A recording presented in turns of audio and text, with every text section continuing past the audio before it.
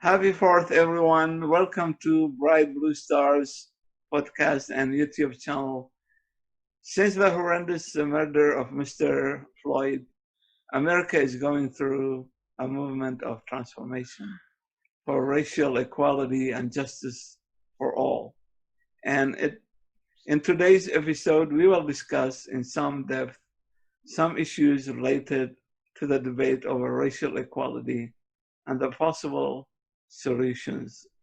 Also, I want to point out that Trump's use of racial slurs and his attitude of dividing the American people are seriously worrisome in this period of time, like what's going in the country. And my guests today are Don Dean, a 50 years member of the Soka Gakkai International, or SGI, which is a Buddhist movement that stands for human dignity and world peace.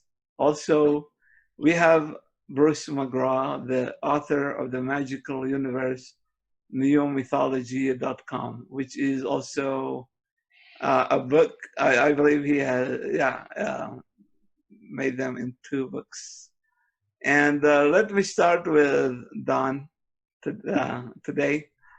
So, Don, my first question would be, what stands behind racism in America, or even the world? But I believe that we should focus on America. I know that racism is like a universal thing, but it is worse in some other places. But what are the sources of racism? So, according to Buddhist thought, the main cause of racism is the fact that people do not respect the dignity of other humans, and one of the main purposes of our Buddhist practice is to recognize within us that each person is what we call a potential Buddha. That we all have this potential for and being an enlightened person inside of us. And then when we recognize it inside of each of us individually, then we can see it in other people. And so it's our feeling that there is a lack of that kind of feeling toward other people, that people are failing to recognize the inherent dignity that every human life has. And and unfortunately it seems to have devolved into some kind of a tribal, almost, a lot of people are calling it tribalism. Yeah. But we would just call it a simple lack of respect for human dignity. Yes. So, can I ask you if this is like, if that has some like religious beliefs behind it, historical long traditions in history? From within the Buddhist teachings, this was taught by Shakyamuni Buddha about 3,000 years ago originally, and in his teachings it was manifest most strongly and most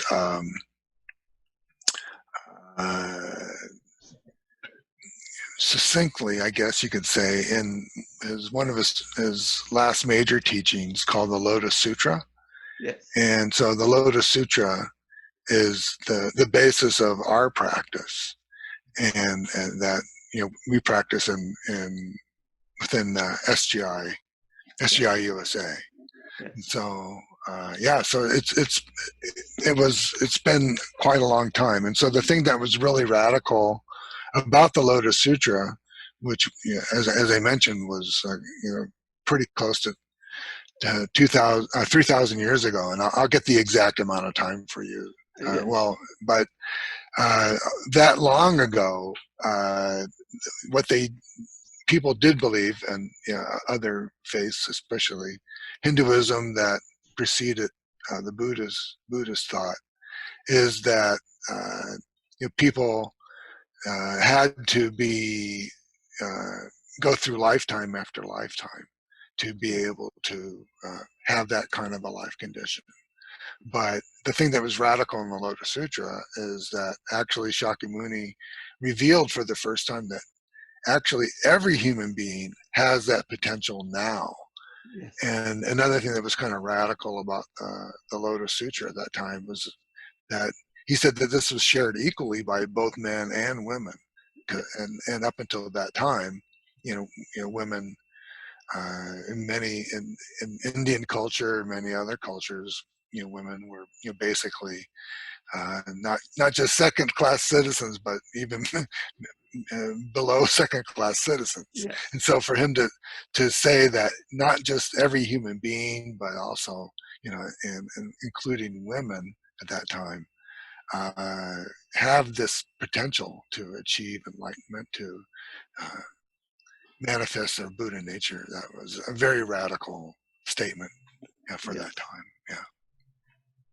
Thank you. Okay, Bruce, let me ask you the same question. So, what do you think about the sources or, the reasons behind racism? I would say that, and I like the term Don used was tribalism. It Yes. seems to me racism and tribalism, I mean, racism is sort of one version of tribalism, has been with us since the dawn of humanity. I mean, it seems like we grew up and, we came out into tribes, these small little groups, and it was always sort of natural to be suspicious of other tribes. They Yes. looked a little different, they acted a little different, maybe they had slightly different beliefs.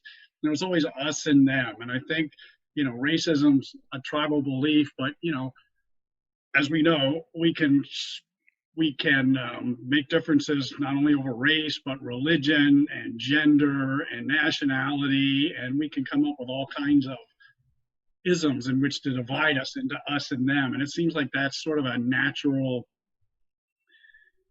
thing that human beings have. So I kind of agree with Don also that, we grow up in that. So I think what's happening now is it's coming to the forefront because of globalism. And so it's like globalism all of a sudden has taken all of these different ideas and beliefs and different people who look different and think different and it's crushed us all together. And it's like people just are not used to having so much difference in their life and they're scared and they're afraid of these differences. And so it's sort of they're lashing out now. And to me, this is, we're in this critical period, but it's sort of like, I don't know, boil where the infection comes to the skin and it's getting ready to be exposed and healed. And it's sort of like, this is the period in a way we have to go through. And, nobody wanted Trump as a president, but what Trump has done is brought up all these, well, not, I wouldn't say nobody, but Trump has brought up all these feelings to the surface to expose them to the light. And I think finally, because of, what happened to George Floyd and a lot of other black people and whatnot, this has really touched the conscience of people to actually see how this racism is played out. And I think it's, in a way, it's a very positive thing, and especially it's positive because it seems like the trend in consciousness among people is to reject this kind of thing. That's not really who we are as people. So I think it's part of the evolutionary process. It's been around. I think we're at the precipice of a big evolutionary leap in humanity, and this is sort of like all the addicts and all this crap in our basement or attic that needs to be cleaned out, and it's just being brought to the surface and and getting exposed, and hopefully it's going to get eradicated. And I think if we're going to get through this crisis, we're going to come out as totally different kinds of human beings. We're not going to be these kind of human beings anymore. I believe we're like on an evolutionary edge here, where we're going to evolve ourselves into a different type of being. In fact, I think we're going to survive this and climate change and all the other problems we have in the world. We have to become different types of human beings, and this is sort of our call to to make this last evolutionary stand, or I think we're just going to crumble down in our hatred. So I think it's been with us, and it's negative, but it's positive. And we're living on the cutting edge right now. It's an exciting time to be alive, and we'll see what happens. Yes, life is an adventure. Sometimes I Right. see it. Yeah, and okay, Dan. Don, we have been talking before we start recording about um, the similarity between states and nations with individuals, like how as individuals we evolve into maturity and we become aware of our wrongdoings in the past, our childhood, teenage wrongdoings. So is it possible that America as a nation could get more mature and go over Trump? Can we pass this hate speech that is rife right now? Yeah, so one of the things we do have to realize is that the roots of racism, they run really, really deep. They run really, really deep. And it's been something that's been with us for a long, long time. And so like Ikeda Sensei, he's my mentor in our Buddhist practice. He writes that the roots of racism run deep, and that movements to fan racial hatred for political, economic, or religious advantage are always with us. And the seriousness of this problem lies in that it is so closely tied to people's spiritual and emotional desires.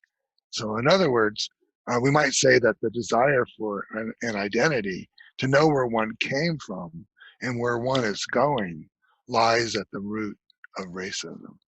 And so, and he also goes on to mention that people cannot withstand a vacuum of ideas. A philosophical and ideological void drives people to seek their identity in race. Yes. And this is from one of his writings called the Wisdom of the Lotus Sutra. Yes. So yeah, So, I don't know if that touches on what you wanted me to yes. discuss, but yeah. Yeah, and as you told me before that as it's possible that we can go to maturity, it is also that sometimes we go backward. But I believe Ross thinks that even going backward a little bit, it creates a stronger push to go forward. So I don't know if you guys agree on that point, or how you see it, Don. Okay, can you answer that for me? Do you think that it is a going backward a little bit so we can go forward more? I think so. And so in another one of the writings that we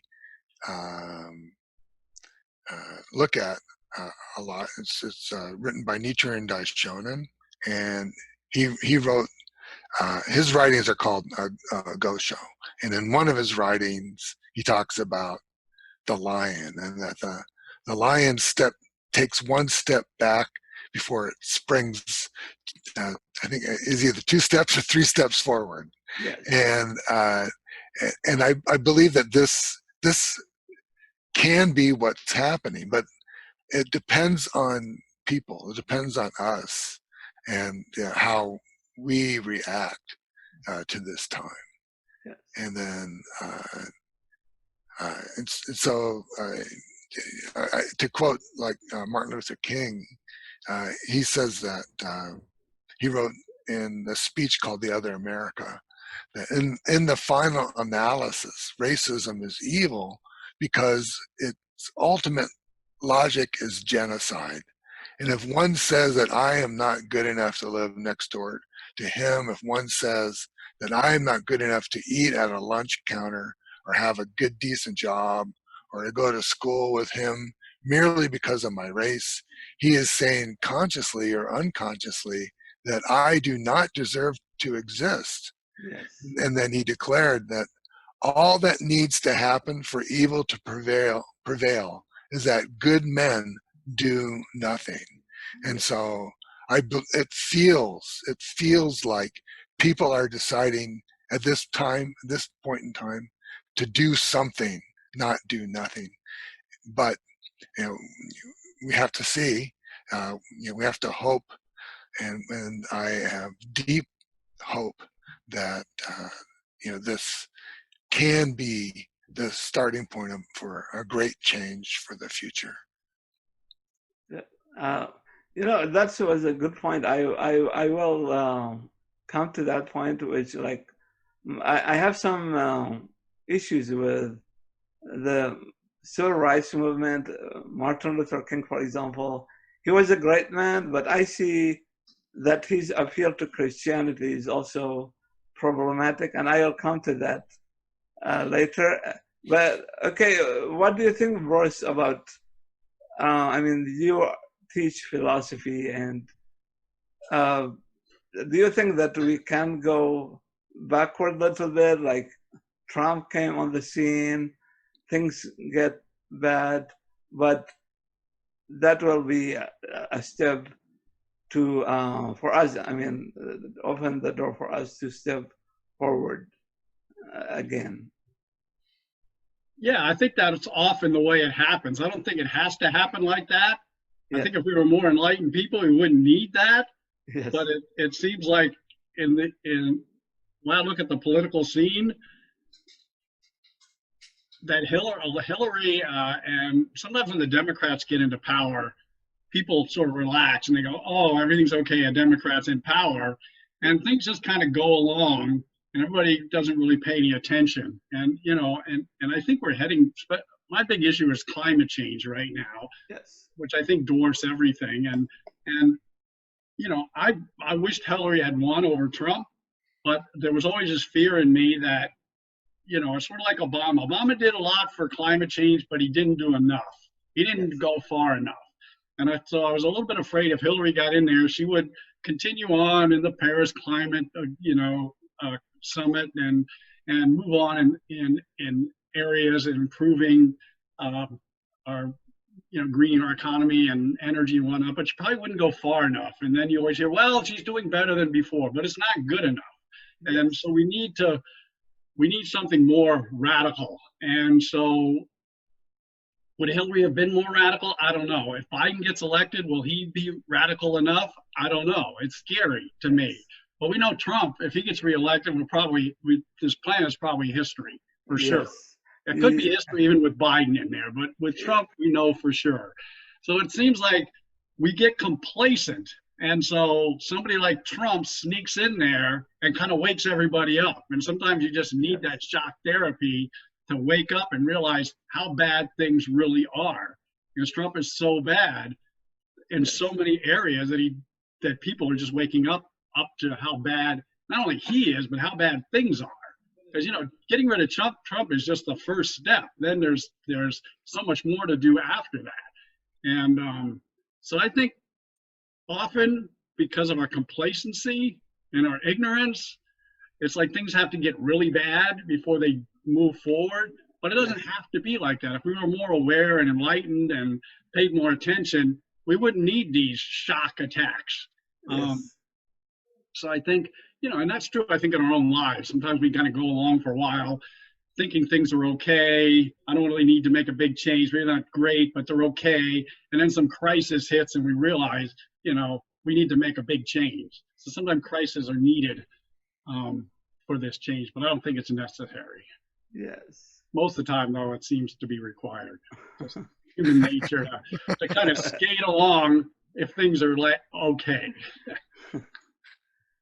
So Trump seems like doing the good job without knowing it. So it's maybe he is like the catalyst, or as you said, like it just opened our eyes to the wrong stuff there because, you know, like he's always on the TV. Everybody, I mean, he's the incarnation of racism, like in power, because it used to be the racist on the street, so nobody pays attention, but now the racist in power, so we all can see the bad effects. My next question would be, okay, but before asking this question, I like to point to a problematic element that I found in Christianity, and both Islam and Judaism also have the same problem. When Jefferson Davis, who was the president of the Confederate States of America, which was fighting for the preservation of slavery, he went through a tragic experience as his grandson fell from the second floor of his home and died after a few days of agony. Jefferson Davis did not interpret the tragic incident as God's warning for the sin of slavery, let's say, and that's exactly what happened, but probably he interpreted as God's atonement that will be his salvation. Why I believe that? Because he wrote a 1,000 pages memoir defending his position after the end of the American Civil War. So a Christian can interpret reality as he wishes. And here is the question. If we say that Christianity is behind racism, a disease that she was okay with for about 2,000 years, and can Buddhism be a better alternative from Christianity? Well, all I can do is speak to my own, personal experience with that, and Yes. and ultimately, and it's not so much that one religion is better than another, but the the basic tenet of this, having this deep respect for individual human life, that is at the core of Buddhist teachings, has really helped me in so many ways, and helped me see things differently from when I was practicing Christianity. I was raised a Catholic. I was went to 12 years of Catholic school, and I remember at one point, I was seeing an African American young woman for a brief time, and the kind of crazy thing was, I don't know why, but the priest in my parish called me into his office to tell me to not see her. and, and I was flabbergasted that a priest would do that. Yeah. And apparently some other parishioners had complained to him, and I thought that was like very strange. And so that's just my own personal experience. Other people have experienced other things, and maybe even have experienced the opposite of that. But the thing that I've really learned so deeply in my Buddhist practice is to look at myself, and to root out whatever negativity exists within my own life, and to not not blame other people for the negative thoughts and feelings that I have, but instead to reflect on it in that light that all human life deserves to be treated with the utmost of dignity and respect. Okay, Don, let me stop you here a little bit, but I want to ask you here.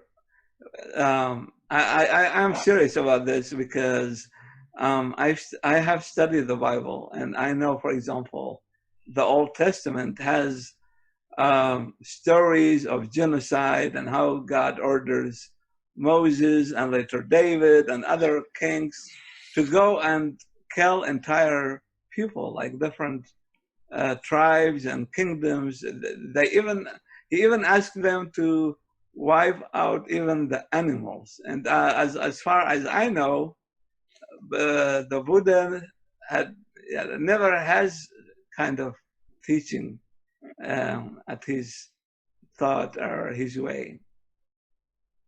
Right. Yeah. So I don't know if you've ever heard the story of King Ashoka. Okay. Yeah. Go ahead and tell Yeah. us about Yeah. Yeah. Okay. Yeah. King Ashoka. He was a king in India, and I think he appeared somewhere about 100 or so years after Shakyamuni, it. and so he expanded the borders of India quite a bit through conquest and war, but he came to hate war, and in fact he became disgusted by war, and he converted to Buddhism, and he was in human history, according to according to H.G. Wells, who wrote a history about King Ashoka. He was the first monarch in human history to renounce war as a method of expanding their state. And so this is the result. This is the result of Buddhist teaching, that people tend to end war, tend to not kill people to get what they want, and unfortunately in Christianity is a long bloody history of people fighting wars for one reason or another, that or profess to be Christian.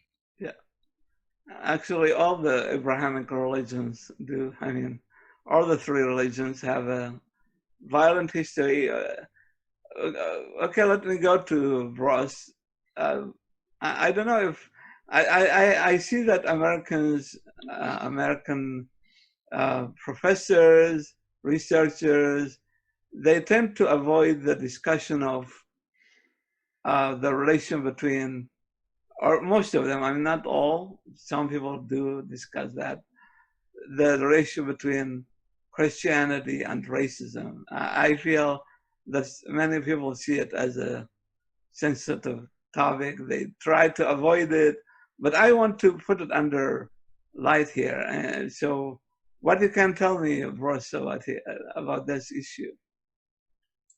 Christianity and racism? Yeah. And I hope you just say, you'll be honest about it. Oh, yes. Yeah. Yes. I think when we look at Christianity, we have to separate, when I want to look at what the true teachings of Christianity are, I go back and read, the parables of Jesus. I listen to Jesus's teachings. Yes. I can't, that people can misinterpret his teachings in all kinds of these violent ways, to me, is not an attack against Christianity per se. I mean, it would be like if you wrote a book professing all kinds of positive things, but then people took your ideas from your book and went out and slaughtered people and said, well, they're justified by Sohel's book. He said this, this, and this is how I interpreted it. And then we went and said, well, your book is really terrible because look at all the things it's causing. And you would say, that wasn't my intention. Those people misinterpreted me. I'm not, that's not because of what I said. And so I think that's what's happening with Christians. I think Jesus, he said, love your neighbor as yourself. I mean, who is your neighbor? We're all neighbors of each other. Yeah. So I think that I don't think that's what Jesus was teaching. And I don't think a lot of Christians buy into that. But obviously, as you said, the three Abrahamic religions tend to trend towards a fanaticism. And, Yes. and that's just, I think it's the level of the follower. And I don't think it's the religion's fault. I think it's the followers. They misinterpret things. I mean, America has great ideals, but people can start turning it inward and turning it into an ideology, and and it can even move some people standing for the flag are moving it towards fascism. That doesn't mean that the ideals of America are bad. It's just that some people are not at a certain level to understand the deeper meanings of these ideas. So I have a little problem with just lumping Christianity in with racism, although there's no doubt there's a lot of Christians that are racist. And I would agree also that I think Christianity sort of sets itself up, maybe, and the Abrahamic religion set himself up more so than Buddhism. And I think one of the problems with Christianity was that Jesus, he only lived for a couple of years after he supposedly reached his enlightenment and started teaching. He really only taught for a couple of years, whereas the Buddha taught for 45 years. Yes. And so he had a chance to develop his ideas and he could come up with this, wonderful program of the Four Noble Truths and the Eightfold Path, and taught people how to move towards this kind of closed-minded sectarian views into much more open, enlightened views.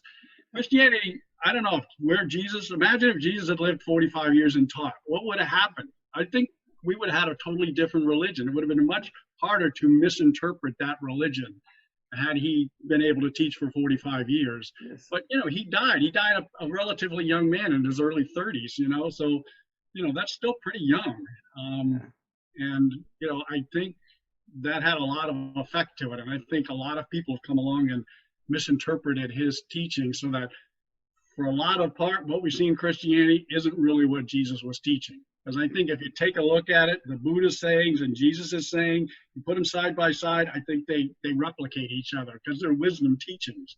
And I think they're saying the same thing, ultimately, as all wisdom teachers are. Yes, but don't you think that also Jesus is problematic in a sense that because he emphasized sometimes that we should go back to the Old Testament, and the Old Testament is true, the word of God, like nothing will go away without being fulfilled. Don't you think that Jesus also put us again in a problem when he says that?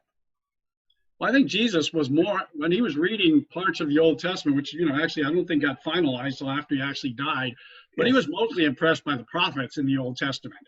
And the prophets, were speaking about justice and God's justice and standing up to kings saying, you have to give people equal rights and justice and whatnot. And, we're often killed for that. So I think Jesus wasn't so much taken by the whole Old Testament, but there's certain aspects of the Old Testament, the Hebrew scriptures, that he did embrace. But I don't know that he talked about all the violence that you were talking about, because you're right. I mean, that's in there. Yeah. And it's a vindictive God in there, so it's a difficult one. Yes. Yeah, it is ironic, like how the Old Testament can be a book of love, and we can see like it is the God of the Old Testament looks like Hitler to me more than anything. And yeah, he's the worst terrorist out there. I mean, exactly. No terrorist has done what he's done. Yeah, and that has an effect also on Islam, because if you read the Quran, it always refers to the Torah and Moses. So it's again the same problem going on there. And I just want to tell you here that I have a theory. I didn't develop it much yet, but I think that Jesus as a person never existed. I think that Jesus was a conspiracy made by some atheists who wanted to kill the Old Testament God, and they come up with Jesus, the God who dies on the cross. And if you go to the Gospel of Mark, the story ends with Jesus' death. There is nothing about his return. But some people just turned it into a different story later. Anyway, I mean, that's a theory I'm trying to work on. And but let me go back to Don. Okay, American needs, I know, like many people do everywhere. Some people cannot live with atheism, and like they say that atheism brings nothingness, like that the end will be emptiness. That's all.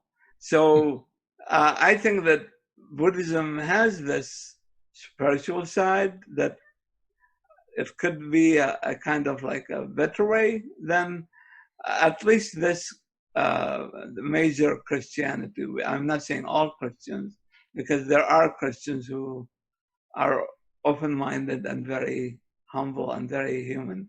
But can you tell me more about why you think that your way is a good choice for American people?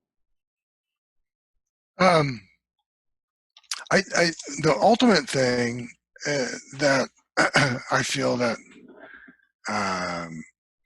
that we have to offer is hope. And hope of changing our lives for the better, and also because one of our teachings is called Ichinen Sanzen. Ichinen Sanzen means 3,000 worlds in a momentary existence of life. 3,000 worlds. And so the way it works out is we say that we all live in 10 worlds. And so the 10 worlds are hell, hunger, anger, animality, the world of human beings,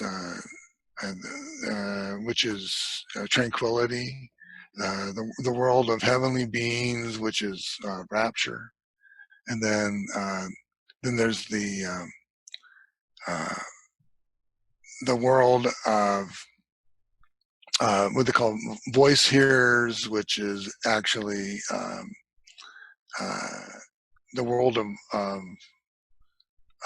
learning, and then there's the cause awakened ones, which means the world of I'm trying to look up the exact wording for it. Anyways, yeah. So the cause awakened ones are realization, the world of realization, and then the two highest worlds are Bodhisattva and Buddha. And so Bodhisattvas are people that delay their enlightenment in order to help other people, and then Buddha is this enlightened state. And so we say that these are your 10 basic worlds, and then you can be in any of the other of the 10 worlds at any moment. You can jump back and forth. And so that's 100 different worlds potentially you can be in at any one moment. And then we say that there's 10 factors. I'm not going to explain all of those, but there's 10 factors of life. These are areas of life that you project your life condition into. And so that's another 10. So that's 1,000 potential worlds that you can be in at the one particular time. And then we say that there's 3 different realms, and so the realm of yourself, the realm of society, and then the realm of the environment. And so that's where we get 3,000 worlds in a momentary existence of life. But the point of all of that is that even if you're in a state of hell, even if you're in a state of anger, you can have the potential still to become a Buddha. and then you can even have enlightened anger. You can have anger, be angry at something for a good reason, for instance. So For justice. yeah, and so I think that that's just such an incredible message of hope that we have in our Buddhist philosophy. Yeah. So just to make it like clear for the viewers, when you say hell and you say this stuff, like, you don't refer to an actual hell, you refer to a human situation, right? Yes, a state of hell. Yeah, thank you for helping me clarify that. Yeah. But I mean, and that's the other thing that I think is very profound about Buddhist thought, is that we don't say that heaven and hell are places, different places that you go after you die, and then heaven and hell are within our daily life, and and you can be in a hellish state in your daily life, or you can be in this enlightened state. So you have the potential for both. Well, let me ask Bruce a question, and I will bring this question to you also. Okay, Bruce, what do you think if somebody says that if America was not Christian, or at least like majority Christian, we wouldn't have seen the American Revolution or this democracy, even like despite the negatives of American history, of course. But they would argue that if we were Buddhists, for example, we wouldn't have the American Revolution. So what do you think about that? We wouldn't have the American Revolution if we were Buddhists, so we would still be under England? Is that what you're yes. saying? Yes. I mean, that's a question. Okay, go ahead. Well, I don't know. I guess because you're thinking Buddhism is nonviolent, so they wouldn't have revolution and colonialism. You know, there's all kinds of, I'm not sure, there's all kinds of nonviolent protests. I know during the Vietnam War, a lot of Buddhists were protesting, the government in South Vietnam. Some of them set themselves on fire as protest to the violence and whatnot. It could have been a revolution of a different type. Yes. But I think, if you stand for human dignity and you feel like you have an oppressive government that's taken away that dignity, I think people need to stand up in one way or another. And you can do that violently, you can do that non-violently, you can do it in many ways. So I think it's just hard to say. It's a hypothetical, and I don't know what to really do with that hypothetical. Yes. So who knows? Who knows what would have happened? I mean, okay, even about future, that if America becomes a Buddhist nation, let's assume, would it be a better nation than what we have right now? I mean, could that be an answer? Well, I don't know. I mean, just to say that, what are you going to try to force people to become Buddhists? No. If the culture itself, if people started opening up and embracing Buddhism on their own, then that's fine. I think that that's okay. No. What I'm trying to say is that, okay, I'm saying that one of the phenomenon I interpreted the rise of Trump. One of the phenomenon is that reasons is that, for example, if you go and search out for flat earthers, for example, you will see most of them are Trump followers, Republicans. So they are totally disconnected with reality. So I think that is a phenomenon that shows that Christianity actually is dying slowly with the rise of science. So the more scientific we become, the less Christians we are. And I think that one of the reasons I see all this anger among Republicans and Trump's followers, they are angry about something, And I recognize, I mean, that's my interpretation, is that Christianity is dying slowly. So that's why I think maybe there will be a time when most people will become Buddhist or enjoy a way of Buddhism. And not has to be dance way like the SGI. It could be other types of Buddhism or spirituality or scientific spirituality, who knows. So yeah, well, that's why I was asking this question. Well, I would say, I don't know that I think Christianity needs to go through a rebirth. Okay. I think it needs to get back to the teachings of Jesus. So I think again, you talk about the Republicans, this notion of, I guess it's sort of a faith, but it seems like they're hypocrites because they're violating their faith all the time. Yes. So I think hopefully that brand of Christianity is going to become extinct. But Yes. I think there is a brand of Christianity that can blend into the modern world and blend in with science. And I think there are many sophisticated Christians. In fact, I'm just taking a course now on Thomas Aquinas from Matthew Fox. And Thomas Aquinas, even in the Middle Ages, was embracing science. He embraced Aristotle and he embraced philosophy and certain pagan beliefs. And so Matthew Fox, who used to be a Christian priest, I guess it was, and got excommunicated because of his beliefs. So there is this movement, I think, in Christianity. It's a revolution, and I think in some ways, even the new Pope is sort of an example of that because he's so much more open to other issues. He's not like the old Catholic popes. So whether he's a flash in the pan, or they're going to go back to a more conservative one, or they're actually going to open up Christianity more. Christianity is going through a big change right now too, and we'll see how it comes out at the other side.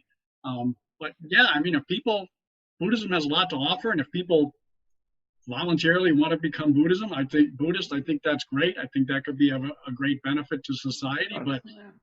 But I think, the whole thing is on the individual, and however the individual has to deal with, in the end, their own stuff. And Buddhism is one way to deal with that, but I think there's other ways to deal with that.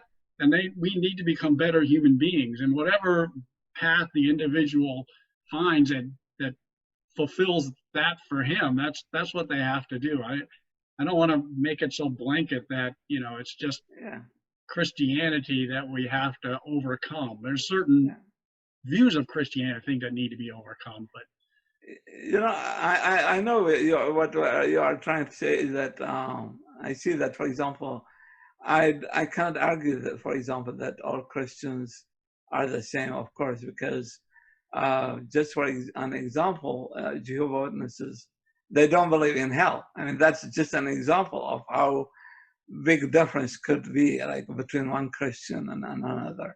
But I'm trying to focus on the Christian church that adopted a creed. Like they have certain creeds that you cannot violate, or you are not free to violate. Like if you say that I don't believe in hell, they will tell you, well, then you are doomed. I mean, I think, that kind of Christianity could be problematic. And let me come to you, Don. I think, I mean, that's my belief, that Buddhism is good in a way, is that it made me feel free when I come to it, study it. I don't feel worried because it never tells me you should believe in God or not. It just focuses on yourself. So can you tell the American people and our viewers, maybe in the whole world, why you believe this way is better than any other way? I mean, it's okay. I mean, you should do that because I believe you see it as the best way. That's why you are a Buddhist. So, well, go ahead. I want to back up for just 1 minute and what ahead. we were discussing a little bit earlier, and that Christianity and science are not mutually exclusive. Some of the greatest scientists of all time were Christian.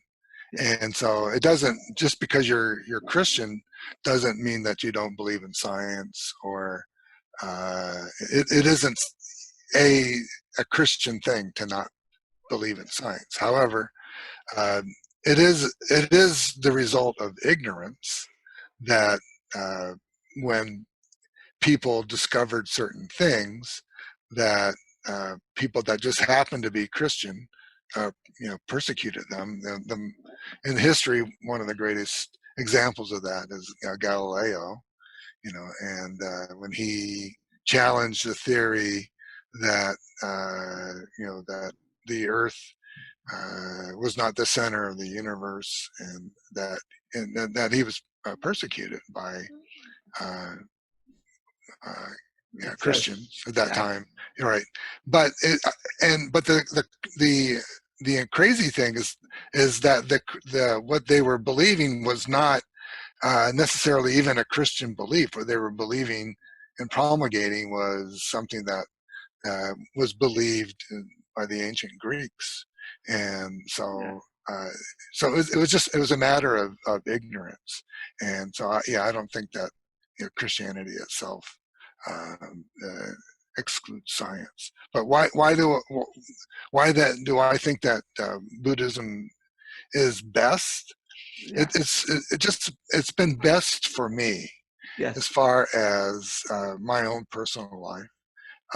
I've been able to use this practice to grow as a human being, and I've benefited in so many ways. I've benefited spiritually, and I've benefited physically, and I've benefited financially, and in every aspect of my life, I've benefited in, based on my Buddhist practice, and the things that I've learned in applying my Buddhist practice. So, like Bruce and I are fellow professors at Yes. Cuyamaca College.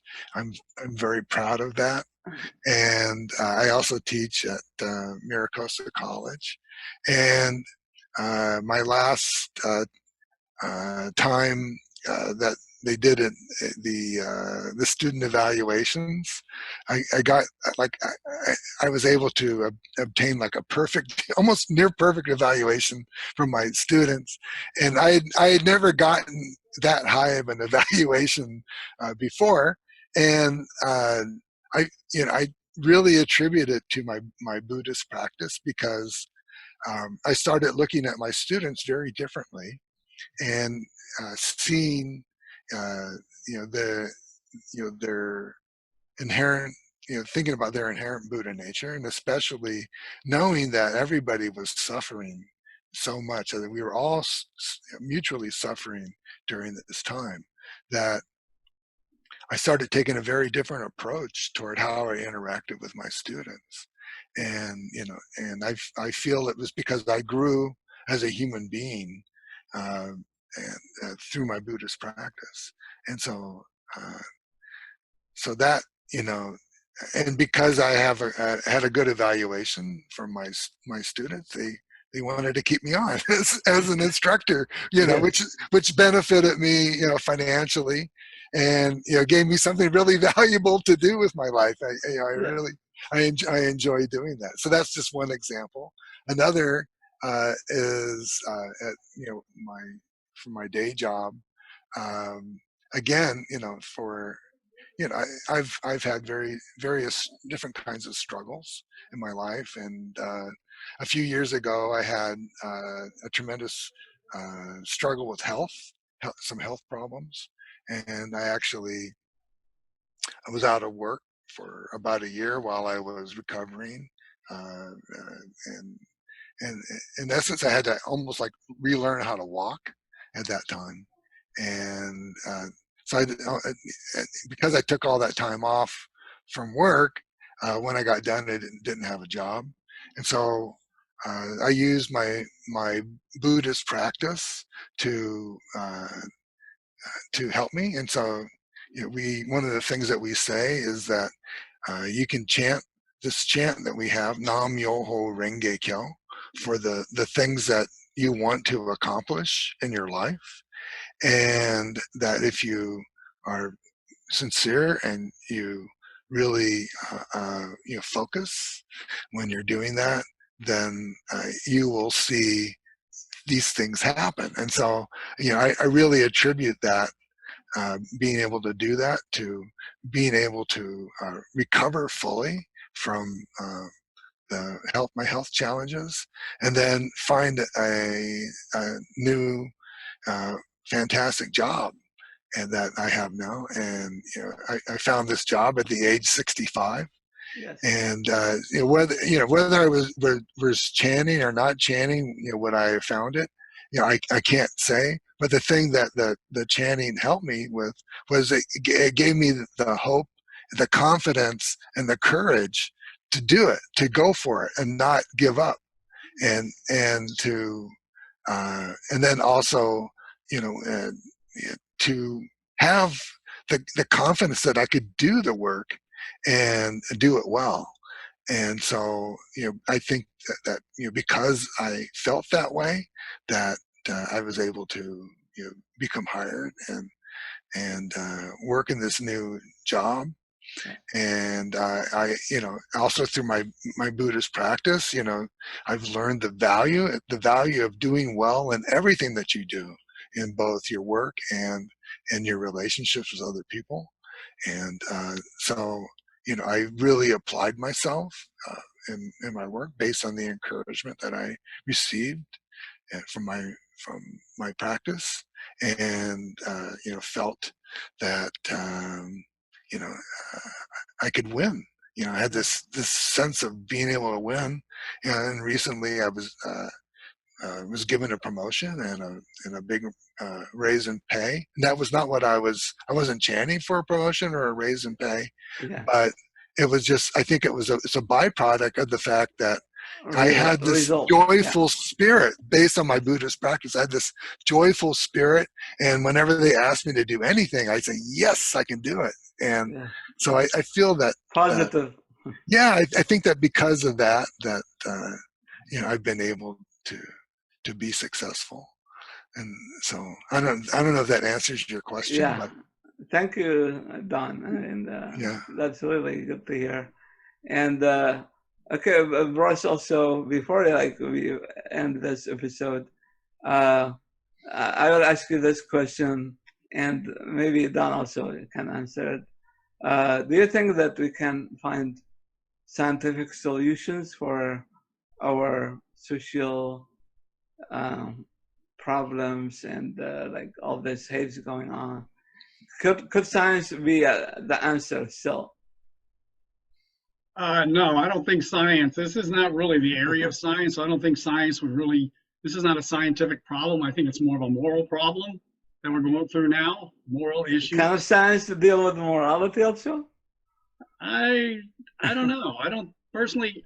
I'm not sure. I don't think so. I think one area I think science can come in maybe to help us out is just the fact that when it studies the human body, we all basically are wired the same. Doesn't matter what our color is or our race or religion or anything else, we're all the same. And so other than maybe a very slight thin pigment of skin color, we're all the same everywhere. We've got the same organs, we've got the same brain, they work the same, everything's the same. So I think science tells us, it's not like we're different species. It's not like this one species of race over here, we should have a different name for it or something. It's like it's another species, but we're all the human species. So I think in that way, science can come along and support, what I think is a moral revolution that we need. But I think we're dealing more with a moral issue than a scientific issue. I think it's outside. I think morality, in some sense, is outside the realm of science. And so I would say I think that would be a good topic for another interview. It certainly would. Yeah. So and Buddhist teaching. The one thing that's also really I love about Buddhist teachings is it does not contradict science in the least. And because Buddhism, Buddhist thought, Buddhist philosophy is based on the law of cause and effect. That we say that if you do something good, something good will happen in return. If you do something bad will happen in return. And I think that where science can really, really, really help us is in helping to develop a vaccine for the COVID-19 virus that's Yes. so deeply and horribly affecting society. But where science cannot help is in helping people want to get the vaccine.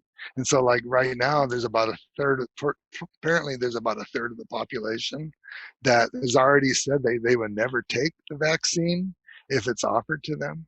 And so, uh, so this, in one of our writings called it's called the Risho and Kokuran, which is also securing the peace of the land.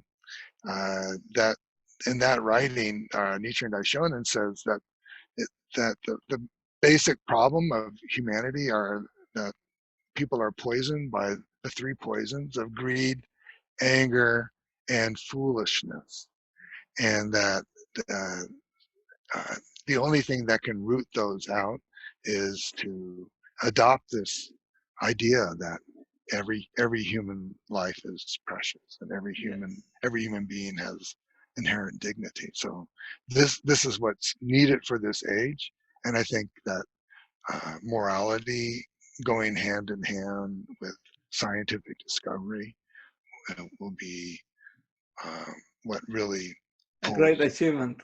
yeah. Yeah. Thank Yeah, you. I would also say Yeah, and get go the ahead. we have the vaccine, but the morality comes in because the vaccine is just a vaccine, but the morality comes in. There's also, I mean, there's the group, the anti-vaxxers that Don was talking about, but Yes. then there's the moral question of who's going to get it. Are we going to charge it? Are only the rich people going to get it? Are we going to make it open and free for everybody? That's the Yes. moral issue that has to come in. You know, science is just science, but Yeah. morality comes with how you use science. You use technology. Technology itself is neither good nor bad. It's how we use the technology and what kind of technology we create that is what's good or bad. I could not agree with you more, Bruce.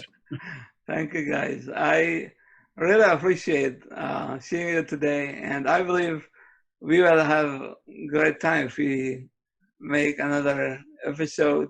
And I don't know, like I like the topic of science and morality. It's a very challenging and interesting also. Okay. Thank you, guys.